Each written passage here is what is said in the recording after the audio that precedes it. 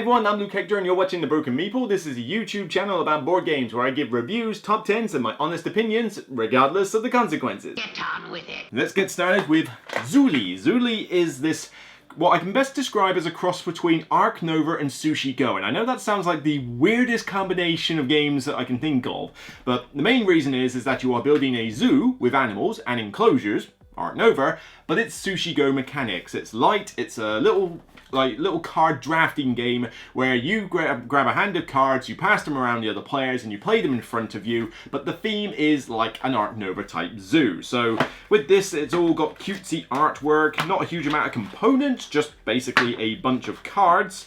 And the idea with these cards is that you'll start off with one particular new plot in front of you, which see if I can get an example here. Yep, the new plot card. And then essentially you'll get given a bunch of cards during the round, depending on the player count. You'll look at them all, take one, pass it on, and you'll alternate in the rounds. It pretty much is identical to Zoo-Shi Go rules in terms of that light drafting mechanic.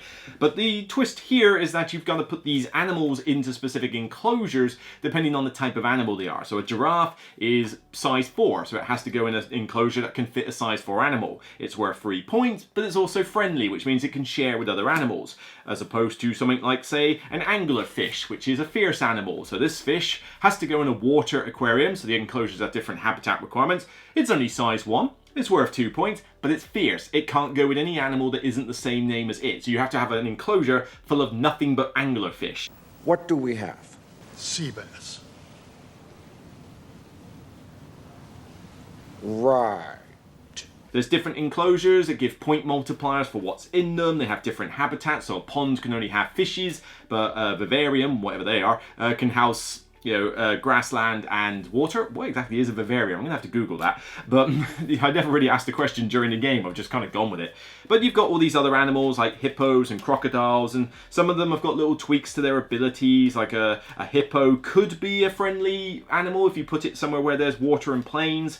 Grizzly bears give you more points if they're kept alone. Jellyfish like to be kept with other jellyfish. Red pandas really like to be kept with another red panda.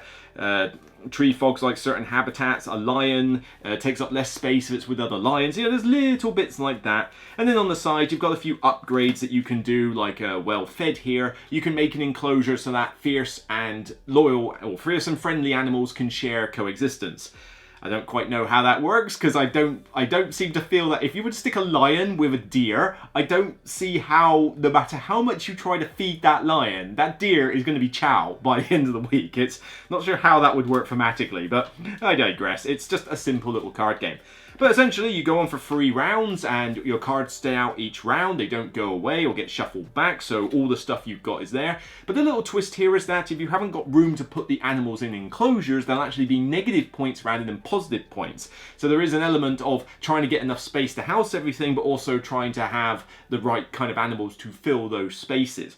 And that's pretty much the deal. You can play this with up to 6 players. The solo mode effectively has you drawing 2 cards off the deck, deciding which one you want to use and which one you're going to give to a kind of automated scoring opponent in a sense. And it's basically the same as just getting given a bunch of cards rapidly and saying, right, well, I'll take this card and give you that one. All right, I'll take this card and give you that one. Okay, I'll take this card and give you that one. And it's very quick, it's very speedy, and honestly, it's kind of the main way I tend to play this, mainly just as a solo experience. But as a game, it's nice and cutesy. I mean, it's not something that's going to blow the doors off, but it is a nice alternative to something like Zoo-Shi Go. Now, does it surpass something like Zoo-Shi Go?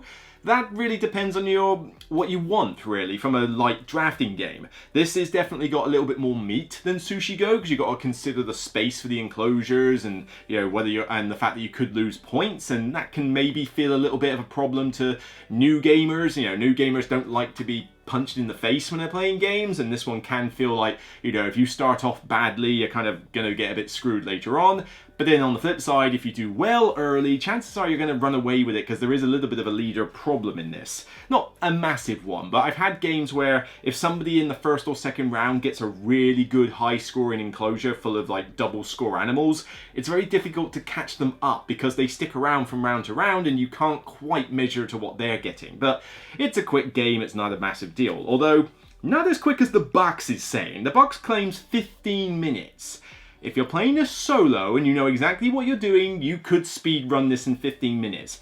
I don't see any way you're going to get a multiplayer game of this done in 15 minutes. Maybe a 2-player, 3, dubious, I don't think so, and certainly not 4, 5, or 6. It's just not going to happen. I mean, you've got to play 3 rounds of this with anywhere with like 7, 8, 9 cards. There's no way you're going to play each round in 5 minutes. It's just not that quick. You know, so 15 minutes plus, it should say on the box. And even then, 15 minutes is really 1 to 2 player, not 3 to 6 player. Does it work at all player counts? Yeah, pretty much. I mean, it's the same like any other drafting game, really. It's simultaneous for the most part, you know, obviously lowest common denominator. And it's just, like I say, it's simple. Maybe it's a little bit more chaotic because if you have a bunch of cards in a 6-player game, the hand that you're about to pass round, chances are you're not going to see it come back round. I like to play drafting games with less players because I like to be able to go, well, I could take that lion now, but I could also use that tree frog. But will they take a tree frog? Probably not. They haven't got the enclosure they want, so you know what? I'll take the lion and then hopefully the tree frog comes back round. Yeah, that sort of thing I like in drafting games. But that's essentially all there really is to say about Zuuli.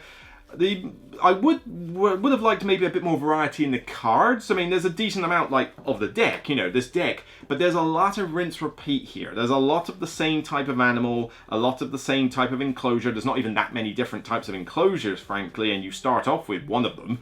You know, so the rest are kind of the same thing. Even the upgrades, I mean, most of them are just add a particular habitat to a place or make it so that their animals can coexist. There's not really any weird, funky types of upgrades. So yeah, you can increase their space, but yeah, and most of the animals are like just a point score and an enclosure. I get that this is meant to be a very simple game, and it certainly does work like that. But yeah, for gamers, you're probably not going to see as much here as you want to keep you that invested. You know, the cards will rinse repeat. You'll have seen everything in the first game. There's nothing that's going to surprise you in the second game.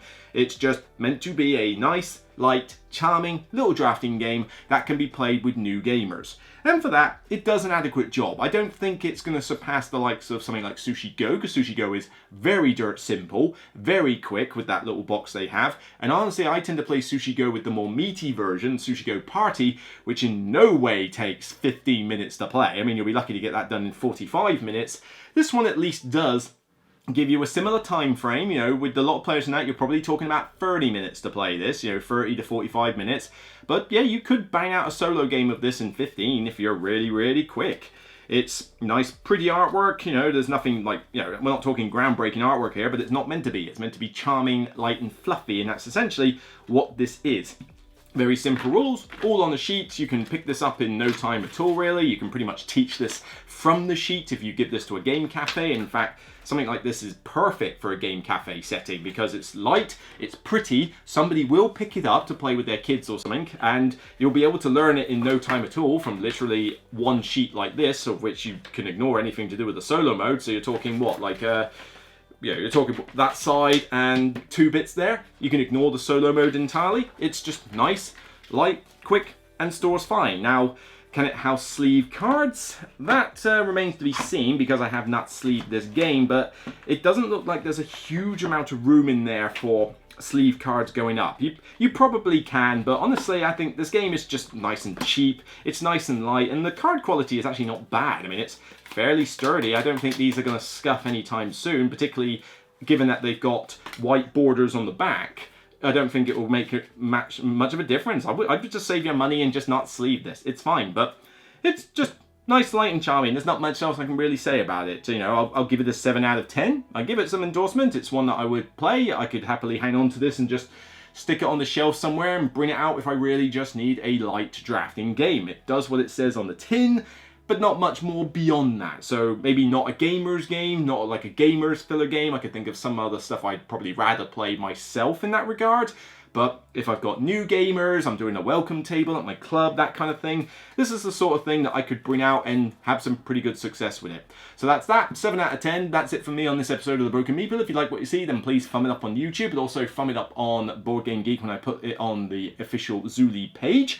And if you like this content, then by all means check out more of the reviews I've done recently, including anything from Mindbug to, you know, Marvel Dagger to Moon to Planet Unknown. I've done loads lately since the expo. They just keep on coming. Until next time, remember, regardless of how you're going to store your hippos, it's still only a game. Bye for now, everyone.